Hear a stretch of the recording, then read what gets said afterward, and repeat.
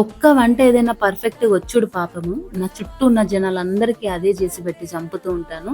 ఆ లిస్ట్‌లోకి ఈ పిజ్జా గూడా ఒకటి యాడ్ అయిపోయింది. సో, మొన్న అక్క దగ్గరికెళ్ళినప్పుడు డిన్నర్ కోసం పిజ్జా ప్రిపేర్ చేస్తా అని చెప్పినాను.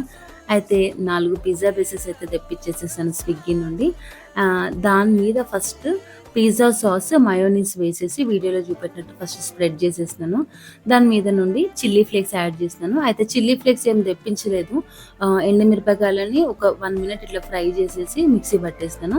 ఆరిగానో కూడా వేసేసి అండ్ మన మెయిన్ అండ్ స్పెషల్ చీజ్ కూడా వేసేస్తాను. పిజ్జా అంటే ఇక చీజ్ కంపల్సరీ కదా! సో, చీజ్ కూడా వేసేసి దాని మీద నుండి ఉడకబెట్టుకున్న స్వీట్ కార్న్, కట్ చేసిన క్యాప్సికమ్ అండ్ కట్ చేసుకున్న ఆనియన్ కూడా వేసేసి మళ్ళీ ఆరిగానో, చిల్లీ ఫ్లేక్స్ ఇంకా చీజ్ వేసేసి ఎయిర్ ఫ్రైయర్‌లో అయితే పెట్టేసుకున్నాను. టేస్ట్ మాత్రం సూపర్ అంటే సూపర్ వచ్చింది.